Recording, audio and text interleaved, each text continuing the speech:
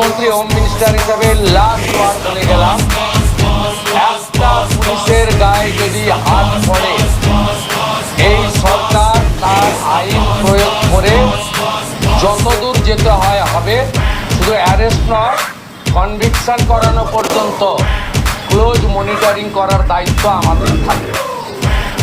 আর পুলিশের সমস্ত বন্ধুদের বলবো, বিএনএস যা বলেছে, আপনাকে ট্রেনিং পিরিয়ডে যা বলেছে, আপনার সুপিরিয়র যা অর্ডার দেবে আপনি চিন্তামুক্ত হয়ে করবেন। কে কোন দল করেন, কে কোন ধর্মের লোক, কে কোন সম্প্রদায়ের লোক, কে কোন প্রভাবশালী লোক, তার এগেন্স্টে অ্যাকশন নিতে গেলে 5 বার ভাবতে হবে। প্রধানমন্ত্রী বারে বারে বলেছেন বেঙ্গলে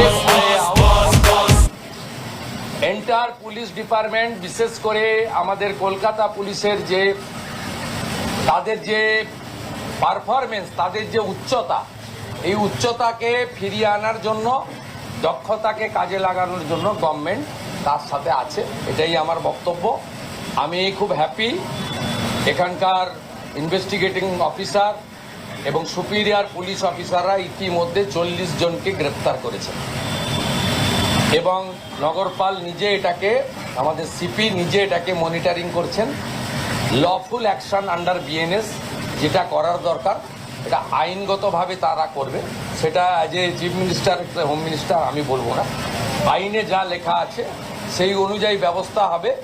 একটা কথাই আমি বলে গেলাম, এটা জিরো টলারেন্স। আর পার্ক সার্কাস সহ যেখানে যেখানে বিগত দিনে এই ধরনের ঘটনা ঘটিয়েছেন, আপনারাও কান খুলে শুনে রাখুন, এটা আপনাদের শেষ ঘটনা।